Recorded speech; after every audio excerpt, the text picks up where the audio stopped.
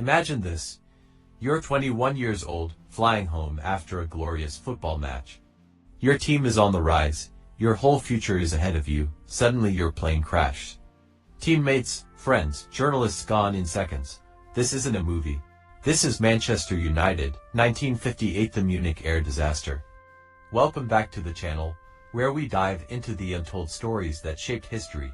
Today, we revisit one of football's darkest moments, the day Manchester United's golden generation, known as the Busby Babes, was shattered in a snowy Munich runway. But this isn't just about statistics. It's about human dreams, shocking tragedy, and resilience that still echoes through football today. In the mid-1950s, Sir Matt Busby built a squad unlike anything England had seen. Young, fearless, attacking. Names like Duncan Edwards, Tommy Taylor, and Roger Byrne became legends before they even peaked. The press called them the Busby Babes because they were so young, but played with such maturity. By 1958, United wasn't just dominating England, they were taking Europe by storm. That February, they flew to Belgrade to face Red Star in the European Cup. After a thrilling draw, they were on their way back to Manchester.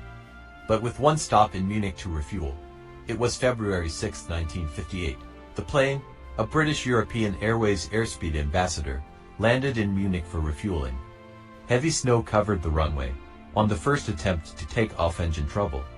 The second aborted. Passengers were nervous. Some even joked, maybe we should take a train home. But at 3:04 p.m., the captain tried again. This time, the plane couldn't gain enough speed. Slush on the runway dragged it down. It crashed through a fence, hit a house, and burst apart. In that instant, football's brightest stars were gone. 23 people lost their lives. 8 Manchester United players were killed, including Roger Byrne, Mark Jones, and Tommy Taylor. Duncan Edwards, perhaps the most talented of them all, survived the crash but died 2 weeks later in hospital. He was just 21. Yet, there were survivors. Goalkeeper Harry Gregg pulled teammates and passengers from the wreckage. A young Bobby Charlton, injured but alive, would go on to carry United's spirit for decades.